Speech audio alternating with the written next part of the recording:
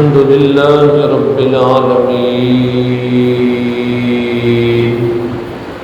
والعاقبة للمتقين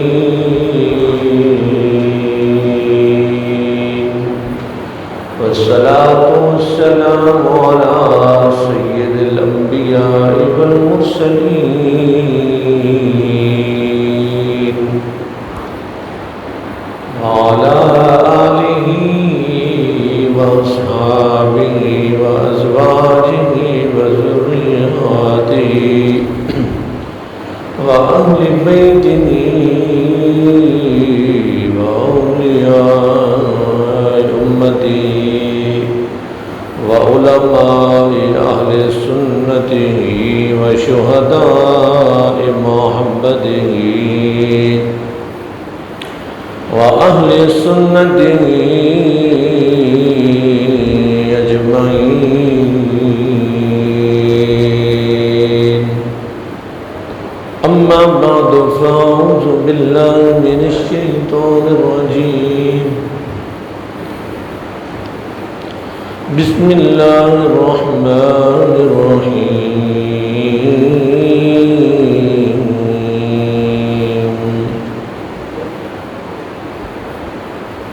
يا أيها النبي حسبك الله ومن اتبعك من المؤمنين. صدق الله مولانا العظيم وصدق رسوله النبي الكريم الأمين. إن الله وملائكته يصلون على النبي يا أيها الذين آمنوا صلوا عليه وسلموا تسليما. اللهم صل على سيدنا ومولانا محمد وعلى آل سيدنا ومولانا محمد وبارك وسلم وصلوا عليه. حضور نبی کریم رؤوف الرحیم صلی اللہ علیہ وآلہ وسلم کا ارشاد گرامی ہے، اپنی مجالس کو درود و سلام سے اور ذکر عمر بن خطاب سے خوبصورت بناؤ.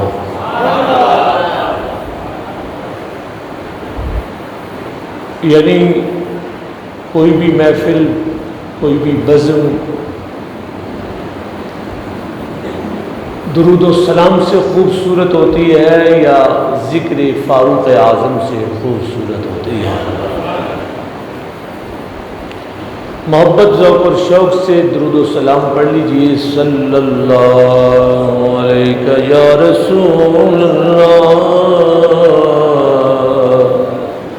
وسلم علیہ یا حبیب اللہ. سب پڑھیے صلی اللہ علیہ یا رسول اللہ وسلم علیک یا حبیب اللہ.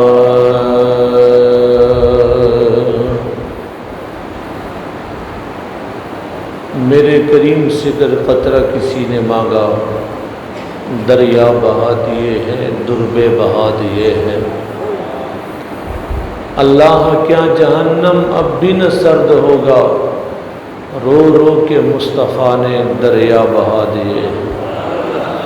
ملک سخن کی شاہی تم کو رضا مسلم، جس سمت آ گئے ہو سکے بٹھا دیے. اللہ جل مجدہ الکریم کی حمد و ثنا اور حضور پر نور شافع یوم النشور سید المرسلین محمد الرسول اللہ صلی اللہ علیہ وسلم کے حضور اقدس میں درود و سلام کا نذرانہ عقیدت پیش کرنے کے بعد واجب الاحترام تمام معزز مکرم نمازی حضرات، السلام علیکم ورحمۃ اللہ تعالی وبرکاتہ۔ گزشتہ جمعۃ المبارک عرض کیا گیا تھا کہ قریب قریب یہ 12 دن کا وقفہ ہے۔ 18 ذی الحج حضرت سیدنا عثمان غنی رضی اللہ تعالیٰ عنہ کا یوم شہادت، اور 1 محرم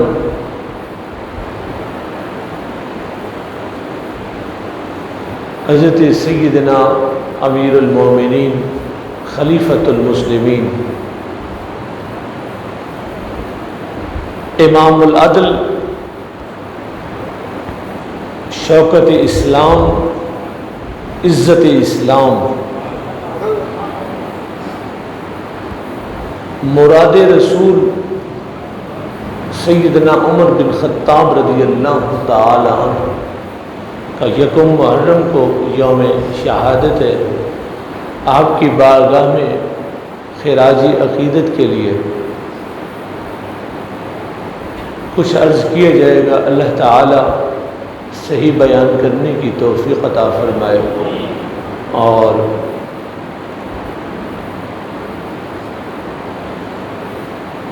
اصحاب پیغمبر اور آل پیغمبر کی اللہ ہمیں محبت نصیب فرمائے اور اس محبت پہ مرنا اور جینا نصیب فرمائے۔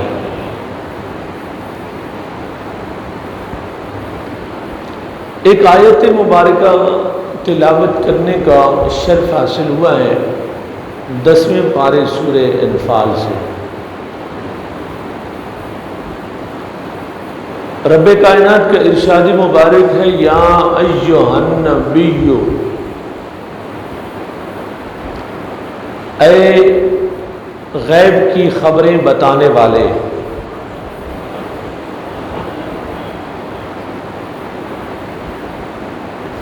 یہ امام اہل سنت اعلی حضرت عظیم البرکت الشاہ امام احمد رضا خان فاضل بریلوی رحمۃ اللہ تعالی علیہ قدس سرہ العزیز کے ترجمے کی خاص بات ہے کہ لوگوں نے نبی کا معنی نہیں کیا، بس انہوں نے نبی ہی کر دیا۔ آپ کا یہ جو ترجمہ کنز الایمان ہے، آپ نے اس کا ترجمہ کیا ہے کہ اے غیب کی خبریں بتانے والے، یعنی نبی اسے کہتے ہیں جو غیب کی خبریں بتانے والا ہو۔ فرمایا حسبک اللہ، اللہ تعالیٰ فرما رہا ہے کہ اے غیب کی خبریں بتانے والے، حسبک اللہ، کافی ہے تمہیں اللہ، ومن اتبعک من المؤمنین، اور وہ مسلمان جو آپ کے پیروکار ہوئے، یعنی اللہ بھی کافی ہے اور وہ مسلمان بھی آپ کو کافی ہیں جو آپ پر ایمان لے کے آئے۔ اس آیت مبارکہ سے ایک بات تو یہ معلوم ہو گئی کہ اگر کوئی بندہ دین کی مدد کے لیے یا کسی بھی انسان کی مدد کے لیے اگر اپنی خدمات سر انجام دیتا ہے، اپنی مدد پیش کرتا ہے، فرض کریں کسی آبادی کے لوگ دین کی ترویج و اشاعت کے لیے، خدمت کے لیے کوئی مدرسہ بناتے ہیں، مسجد بناتے ہیں اور کنٹریبیوشن کر کے مل کے اور مدد کرتے ہیں تو یہ کوئی شرک کی بات نہیں ہے، یہ تو عین اسلام کی خدمت ہے۔ اس لیے فرمایا اے غیب کی خبریں بتانے والے نبی، اللہ بھی تمہیں کافی ہے اور اللہ کے بندے جو ایمان لائیں وہ بھی کافی ہے۔ لہذا یہ کوئی شرک والی بات نہیں ہے، سمجھنا چاہیے۔ یہ آیت کا شان نزول کیا ہے؟ شان نزول کچھ اس طرح سے ہے کہ صحابہ کرام رضوان اللہ تعالی علیہ مجمعین 33 مرد، کتنے؟ 33 مرد۔ یہ 3 کا اشارہ اس لیے کر رہا ہوں کہ آپ 35 نہ سمجھیں،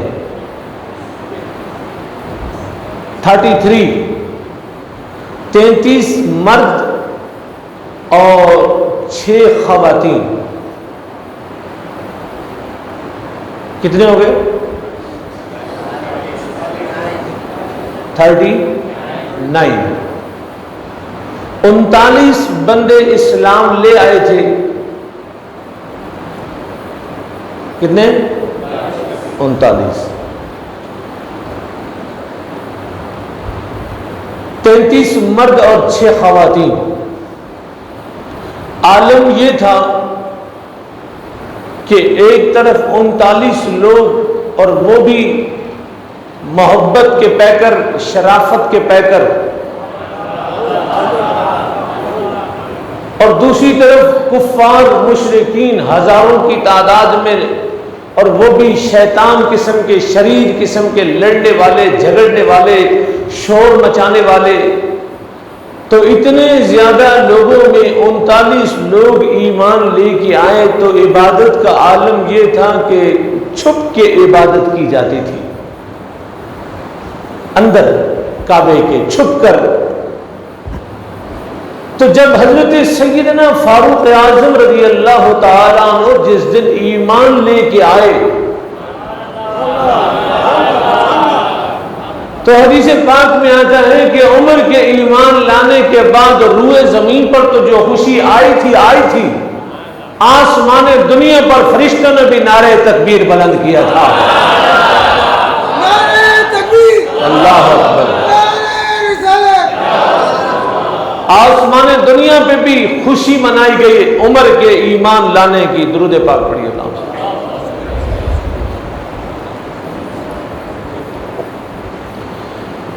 تو حضرت سیدنا فاروق اعظم جس دن ایمان لے کے آئے، اس دن بارگاہ رسالت مآب میں عرض کی، میرے آقا آپ یہ بتائیں کہ کیا ہم حق پہ نہیں ہیں؟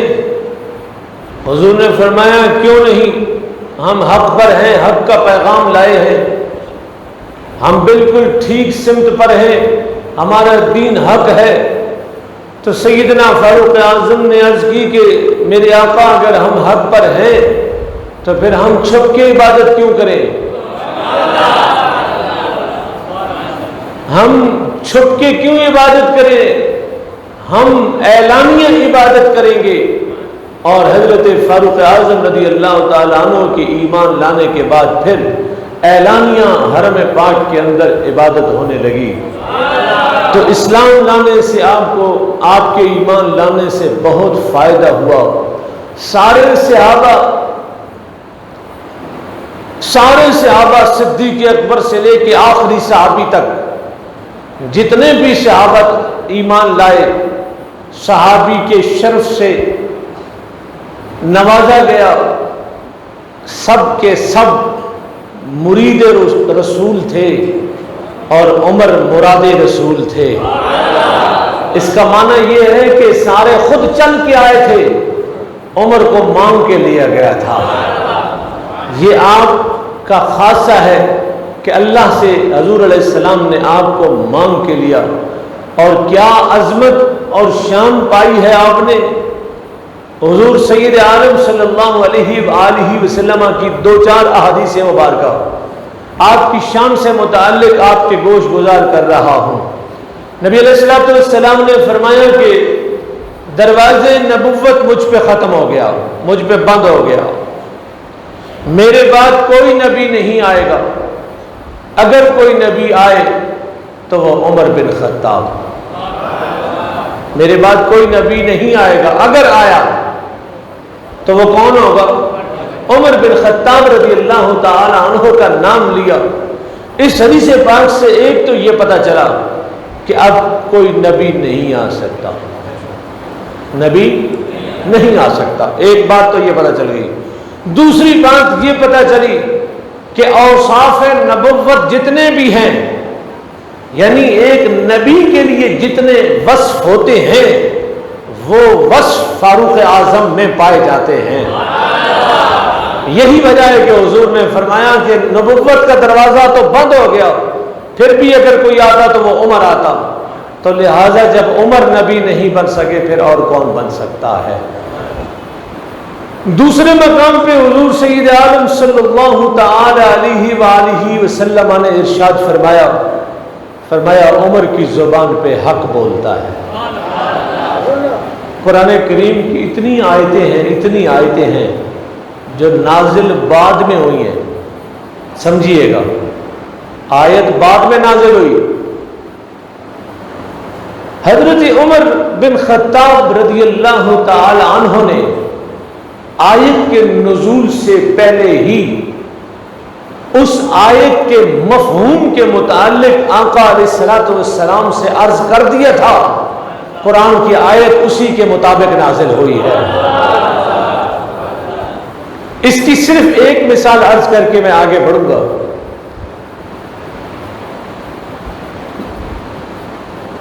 حرم کعبہ میں ایک مقام ہے جسے مقام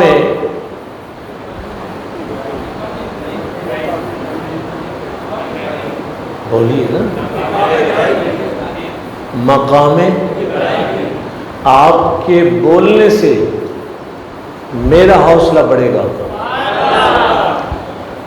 ایک حوصلہ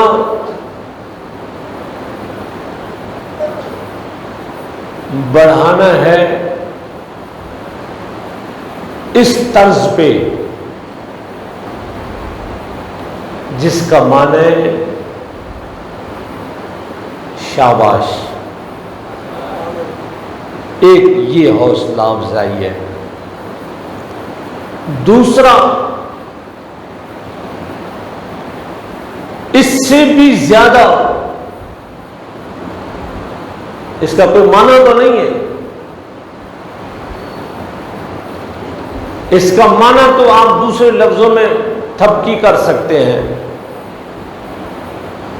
پر جب کوئی بندہ کسی کو سبق پڑھا رہا ہے اور پڑھنے والا اتنا ذہین ہے کہ اس کے سبق کے ساتھ ساتھ چل رہا ہے اور جواب بھی دے رہا ہے، کچھ بول بھی رہا ہے، تو پڑھانے والے کا حوصلہ اور بڑھ جایا کرتا ہے۔ اب میں نے لفظ مقام کہا، آپ نے کہا کہ مقام، پتہ مجھے بھی تھا، اور الحمدللہ قرآن کریم کا نور ہے میرے سامنے، سبحان اللہ۔ اور یہاں قرآن کریم کے نور سے متعلق یہ سامنے قرآن پاک کھلا ہوا ہے، میں آپ کو ایک پیاری سی حدیث پاک عرض کرنا چاہتا ہوں۔ سبحان اللہ، ذرا بلند قرآن کریم کھلا ہوا ہے،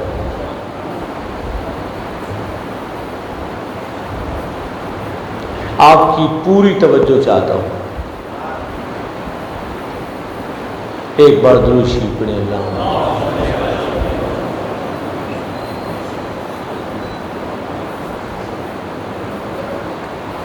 پوری بزم میں مسجد کی پہلی صف سے لے کے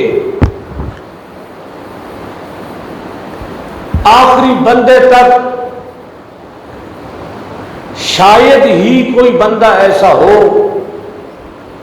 جو مجھے یہ بتا سکے تعداد 1 2 3 4 5 تعداد کی صورت میں کہ ہم اس موبائل شریف کو دن میں کتنی بار دیکھتے ہیں۔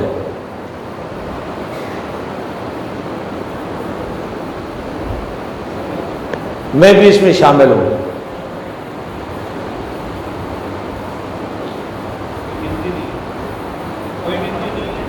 جو نہیں دیکھتے ہیں وہ تو ایک الگ مسئلہ ہے، جن کے پاس موبائل نہیں ہے، جو موبائل کے استعمال کرنے والے ہیں وہ تعداد نہیں بتا سکتے، 10 بھی ہو سکتی ہے، 20 بھی ہو سکتی ہے، 50 بھی، 100 بھی ہو سکتی ہے۔ پر آئے میں آپ کو ایک حدیث پاک اس سے متعلق، پڑھنے سے نہیں، پڑھنے کی کیا بات ہے، میرے آقا کریم علیہ الصلوۃ والسلام نے ارشاد فرمایا اپنی آنکھوں کا حق ادا کیا کرو۔ سبحان اللہ، کرو اونچی آواز۔ اپنی آنکھوں کا حق ادا کیا کرو۔ یا رسول اللہ آنکھوں کا کیا حق ہے؟ سنیے آقا نے کیا فرمایا۔ حضور فرماتے ہیں تمہاری آنکھوں کا حق یہ ہے کہ قرآن کریم کو دیکھا کرو۔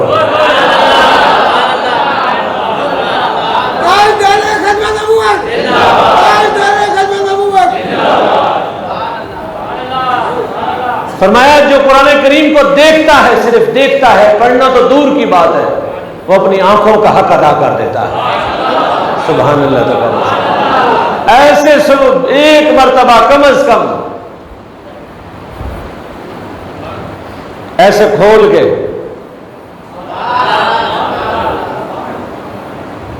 صرف دیکھ لیا تو انشاءاللہ پڑھنے کا بھی توفیق مل ہی جائے گی انشاءاللہ۔ تو قرآن کریم میرے سامنے ہے، میں نے لفظ مقام ابراہیم، اور یہ آپ بات معمولی نہ سمجھیں، یہ یاد رکھیں کہ یہاں کوئی ہمارا ایسا مہمان بھی بیٹھا ہوگا جو یہاں تشریف لایا ہوگا، ہم اس کا خیر مقدم بھی کرتے ہیں، اور وہ کسی دور کے علاقے سے اس اجتماع میں بیٹھا ہوگا، میرا دل گواہی دیتا ہے کہ وہ کم از کم 2 چیزوں کا اثر تو یہاں سے ضرور لے کر جائے گا۔ ایک اثر تو یہ لے کے جائے گا کہ وہ ضرور یہ بیان کرے گا کہ یہ واحد مسجد ایسی ہے، یہ بہت کم ایسی مسجدیں ہیں کہ جہاں مولوی صاحب کے خطاب کا صرف 1 سیشن ہوتا ہے، باقی مسجدوں میں 2 سیشن ہوتے ہیں۔ اب آپ کہیں گے 2 سیشن تو نہیں ہوتے، 1 ہی ہوتا ہے۔ میں کہتا ہوں 2 ہوتے ہیں۔ پہلے سیشن میں مولوی صاحب فرشتوں کو خطاب سناتے ہیں، بندے ہوتے ہی نہیں ہیں۔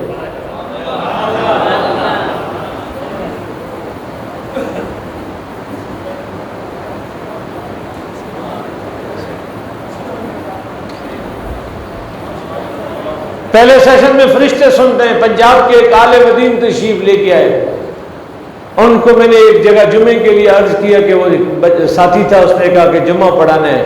وہ مسجد میں پہنچ کے پوچھتے ہیں کہ آج جمعہ بھی ہے کہ نہیں۔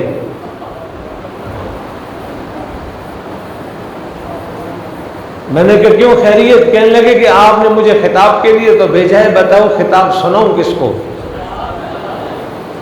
یہاں تو بندے ہی نہیں ہیں خطاب سننے کے لیے۔ تو الحمدللہ ایک اثر تو یہ لے کے جائے گا کہ یہاں 10 20 50 لوگ پہلے سے محبت دین کے اندر بیٹھے ہوئے ہیں۔ دوسرا یہ ہے کہ سن بھی رہے ہیں اور سمجھ بھی رہے ہیں، اور کمال یہ ہے کہ مولوی صاحب نے پوری تقریر میں مقام ابراہیم کا نام لیا بھی نہیں، ان کو پہلے سے ہی پتا تھا۔ تو یہ دین سے محبت ہے، دین سے پیار ہے، دین کا شوق ہے، رغبت ہے، جو آپ نے مقام ابراہیم کا نام لیا۔ تو مقام ابراہیم پہ جا کے 2 نفل پڑھتے ہیں، اور انشاءاللہ ہم بہت جلد پڑھنے والے ہیں انشاءاللہ۔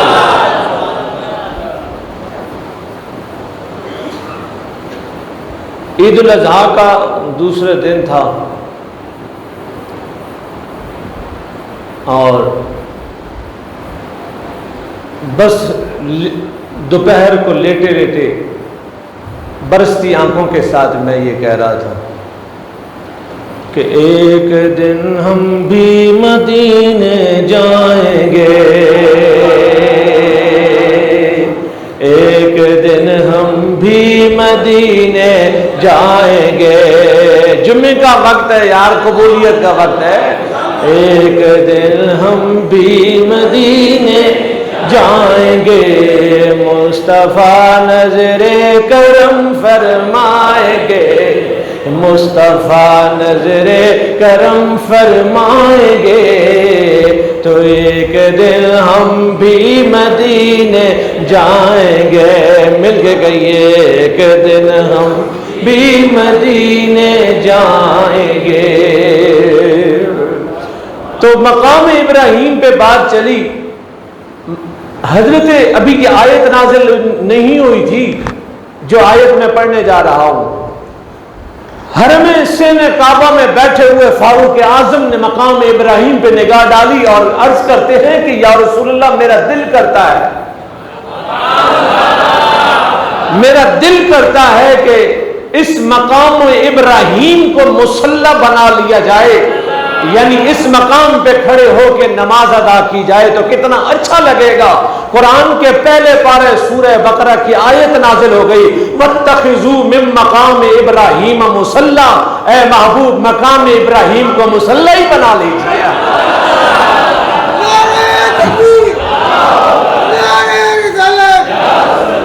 اللہ اکبر کبیرہ والحمدللہ حمدن کثیرہ۔ سیدنا فاروق اعظم رضی اللہ تعالی عنہ کا دور ہے۔ اللہ اکبر اللہ اکبر۔ میں ایک خوبصورت بات سنانا چاہتا ہوں، اس لیے بھی سنانا چاہتا ہوں کہ ہمارے ملک کے اندر جو طرز حکمرانی ہے، جس کے ہمارے دل زخمی ہیں، ہمارے دل چھلنی ہے، ہماری اتنا نظام خراب ہے۔ اللہ اکبر کبیرہ والحمدللہ حمدن کثیرہ۔ میرے مالک کی خاص نظر کرم ہے اور حضور کا فیضان ہے، ورنہ یہ ملک تباہ و برباد ہو چکا ہوتا جو اس کی حالت زار آپ دیکھ رہے ہیں۔ لیکن اس پر خاص کرم ہے، یہ اولیاء کا فیضان ہے، یہ مولا علی اور حسنین کریمین کی عطا ہے، یہ میرے آقا کی نگاہ کرم کے صدقے میں یہ بچا ہوا ہے، ورنہ کون سا ظلم ہے جو اس ملک کے ساتھ نہیں ہے۔ اللہ اکبر۔ یہ بات جو میں عرض کرنے جا رہا ہوں صرف اور صرف زخمی دل ہیں، دکھتے دل ہیں، طبیعتوں میں پریشانی ہے، عجیب قسم کا ہیجان ہے۔ ہم جو دیکھ رہی ہیں مہنگائی کے طوفان برپا ہیں اور ہر ایک ظلم اور ستم برداشت کیے جا رہا ہے، کہیں لائٹ کہیں کیا۔ ان سارے دکھوں میں آپ کو ایک خوبصورت بات عرض کرنا چاہتا ہوں، سبحان اللہ ایک بار بابا۔ اللہ اکبر۔ پہرا دینے کا رات کو گلیوں میں گھومنے کا جو طرز عمل تھا وہ سیدنا فاروق اعظم نے اپنے دور میں اس کا آغاز کیا تھا۔ رات کا پچھلا پہر ہے، گھر میں سے دھواں نکل رہا ہے، سیدنا فاروق اعظم حیران ہے کہ نہ تو یہ سحری، یہ روزوں کا مہینہ ہے کہ سحری پک رہی ہوگی، اور یہ کیا سسٹم ہے، اس وقت رات گئے ایک گھر سے دھواں کیا پک رہا ہے۔ تو آپ نے باہر سے آواز دی کہ اس وقت کیا پریشانی ہے، کھانا کیوں پک رہا ہے؟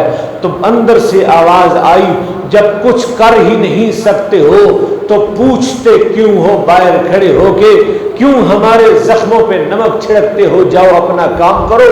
فاروق اعظم نے دستک دی، بڑھیا باہر آئی، اس نے کہا کہ میرے بچے بھوکے ہیں اور گھر میں کچھ بھی نہیں ہے اور کھانے کو کچھ نہیں ہے۔ دن بھر یہ کہتی رہی کہ شام کو کھلاؤں گی، اور شام کو بھی کچھ نہیں تھا، کچھ چیزیں پتھر وغیرہ ڈال کے آگ پہ رکھ دیے ہیں کہ یہ انتظار میں سو جائیں، انتظار میں، پر بھوک ہے کہ سونے نہیں دیتی ہے، بھوک ہو تو کہاں سے نیند آتی ہے۔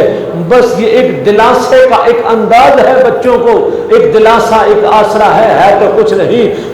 فاروق اعظم کی آنکھوں میں آنسو آ گئے، آپ وہاں تشریف لے کے گئے اپنے گھر، غلام کو اٹھایا، آٹے کا تھیلا اور اناج سارا، اس کو کہا کہ میرے کاندھوں پہ رکھ۔ وہ کہنے لگا غلام کاندھوں پہ رکھنے کے لیے نہیں ہوتے، غلام خود اٹھانے کے لیے ہوتے ہیں۔ آپ نے فرمایا بے شک تو اٹھا لے، لیکن مجھے ایک بات بتا کہ رعایا تیری ہے یا میری ہے؟ سبحان اللہ۔ ذرا بلند آواز سے فاروق اعظم کی روح کو، رعایا تیری، آپ یہ سن سکتے ہیں اس دور میں یہ جواب، رعایا تیری ہے یا میری ہے؟ کہا جی رعایا تو آپ کی ہے۔ فرمایا اٹھاؤں گا بھی میں نے، اٹھانا بھی میں نے ہے، اور تو بھلے اٹھا لے، لیکن اگر قیامت کے دن بھی عمر کا بوجھ اٹھا سکے تو بے شک اٹھا، ورنہ آج مجھے اٹھا لینے دے، قیامت کو میں نے ہی اٹھانا ہے۔ آپ تشریف لے کے گئے اس کے گھر میں، الغرض کھانا پکا کے بچوں کو کھلا کے، سنیں اب بات، لطف کی بات ہے، شاید آنکھوں میں آنسو بھی آ جائیں۔ 22 لاکھ مربع میل کا بندہ فاتح ہے، فاروق اعظم، جس کا نام سن کے ایران کانپ جاتا ہے اور آج بھی کانپ جاتا ہے۔ ذرا زور سے سبحان اللہ۔ جس کا نام سن کے لرزہ طاری ہو جاتا ہے، بیت المقدس کو متولی پتہ چلتا ہے کہ فاروق اعظم آ رہا ہے، بغیر بات کیے چابیاں پیش کر دیتا ہے، یہ لیجئے۔ 22 لاکھ مربع میل کا فاتح ہے فاروق اعظم، جس کی عظمت اور شان یہ ہے کہ زمین کے اوپر اگر درہ مارے تو زمین تیل بار نکال دیتی ہے، جس کے صرف چٹھی سے، سبحان اللہ، ذرا جس کی چٹھی سے جس کے خط سے دریائے نیل جاری ہو جایا کرتا ہے۔ اور مدینے میں جب آگ لگی تو لوگ آئے اور انہوں نے کہا کہ آگ مدینے کی طرف آ رہی ہے، آگے بڑھ رہی ہے، فاروق اعظم امیر المومنین ہیں۔ لوگوں نے کہا آگ مدینے کو لپیٹ میں لے لے گی۔ آپ نے فرمایا یہ ہو نہیں سکتا۔ انہوں نے کہا جی کچھ کیجئے، جلدی کیجئے، فائر بریگیڈ اور پانی کا زمانہ نہیں ہے، پانی کے 2-4 کنویں ہیں، پانی پینے کا مشکل سے ہے، آگ کہاں سے بجھائی جائے گی؟ فاروق اعظم کاندھے سے چادر اتار کے فرماتے ہیں یہ چادر لے کے جاؤ اور سامنے آگ کے کر کے کہنا یہ عمر کی چادر ہے۔ جب چادر دکھائی جاتی ہے تو آگ پیچھے کو لوٹ جایا کرتی ہے۔ یہ شان ہے اس بندے کی۔ اب سنیے، اس شان کا مالک ہے بندہ جس گھر میں روٹی پکا کے دی اور اناج دیا، 22 لاکھ مربع میل کا مالک ہے بندہ۔ سنے، خدا کی قسم دل کانپ جائے گا۔ اسی صحن کے اندر، جس صحن میں وہ بچے تھے، فاروق اعظم نے گھٹنے بھی زمین پہ رکھے اور اپنے ہاتھ بھی زمین پہ رکھے، اور اسی گھر کے اندر گھٹنے اور ہاتھ دونوں زمین پہ رکھ کے ان بچوں کے صحن کے اندر چکر لگانا شروع کر دیا۔ یوں چکر لگائے جا رہے ہیں اور بچے کھلکھلا رہے ہیں، ہنس رہے ہیں، مسکرا رہے ہیں اور ہنس رہے ہیں، خوشی کے کہکے مار رہے ہیں۔ فاروق اعظم آپ اس گھر کے اندر اس طرز کے اندر گھوم رہے ہیں، سمجھ تو گئے ہوں گے آپ کہ ہاتھ بھی زمین پہ ہیں اور گھٹنے بھی زمین پہ ہیں اور ایسے ایسے چل رہے ہیں اور بچے کہکہے مار رہے ہیں۔ اور جب یہ طرز عمل کر کے بچے پورے خوش ہو گئے اور پھر جب باہر جانے لگے تو راستے میں غلام کہنے لگا حضور کھانا کھلانا تو سمجھ میں آیا پر یہ اس طرح گھر میں چلنا سمجھ میں نہیں آیا، یہ آپ نے آج پہلی دفعہ کیا منظر کیا ہے؟ آپ فرماتے ہیں میں نے اس گھر کے بچوں کی چہرے پہ 2 چیزیں دیکھی تھی، ایک تو بھوک کے اثرات دیکھے تھے اور دوسرا ان بچوں کی آنکھوں میں آنسو دیکھے تھے۔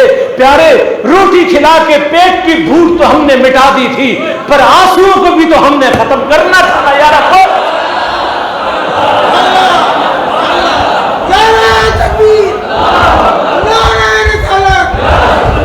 آنسو بھی تو میں نے ان بچوں کے دیکھے تھے۔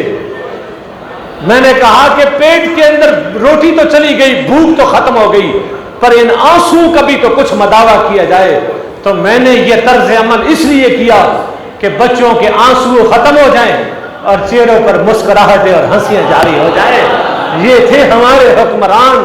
اللہ اکبر کبیرہ والحمدللہ حمدن کثیرہ۔ آخری ایک لفظ ہے، اتنا بڑا اعزاز ہے عمر بن خطاب کا، اتنا بڑا اعزاز ہے، جتنا بڑا اعزاز ہے اتنی آواز میں سبحان اللہ کی صدا بلند ہونی چاہیے۔ ذرا گج کے بولو، چھوٹی بات نہیں کر رہا، ہاتھ اٹھا کے بولے عمر کے نام پہ۔ حضور فرماتے ہیں میرے عمر کا مقام یہ ہے کہ قیامت کے دن، میرے عمر کا مقام یہ ہے کہ قیامت کے دن اللہ جل مجدہ الکریم سب سے پہلے عمر سے مصافحہ فرمائے گا۔